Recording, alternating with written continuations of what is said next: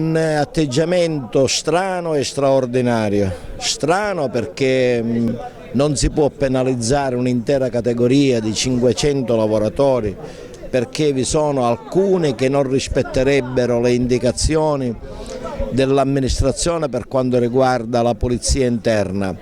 Credo che vi siano i vigili urbani che possano controllare eventuali aspetti contraddittori degli operatori.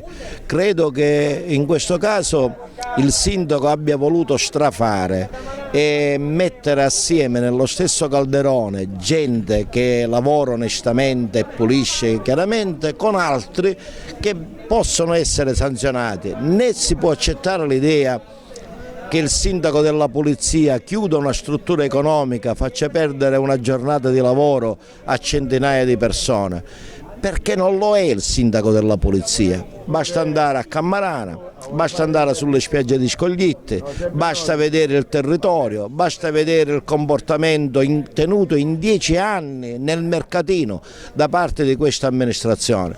Quindi c'è stata un'impennata che considero strana per un'amministrazione democratica.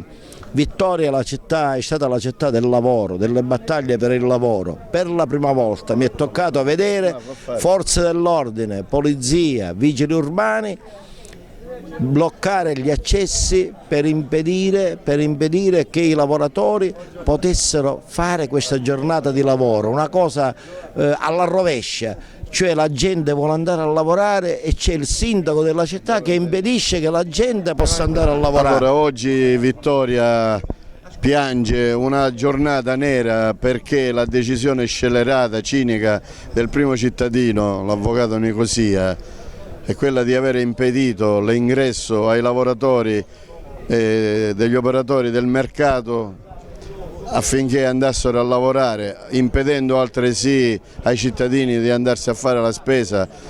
Comunque molte cose non vanno e loro hanno voluto prendere questa decisione, chissà perché, ma loro sanno che questo è un boomerang che li colperà inesorabilmente, anche perché quello che loro oggi stanno facendo l'avrebbero dovuto fare in tempi non sospetti. Poi ci teniamo a far sapere alla cittadinanza che dove alloggiano i pulmini della scuola bus nella circonvallazione di Vittoria, dove ogni mercoledì si tiene un mercato alimentare e agricolo, alligna una discarica a cielo aperto del lato, e quindi questo contrasto con le norme igieniche e sanitarie, la contraddizione di questi amministratori arriva a tanto, ma loro non so di che cosa vivono, loro vivono per amministrare contro i cittadini.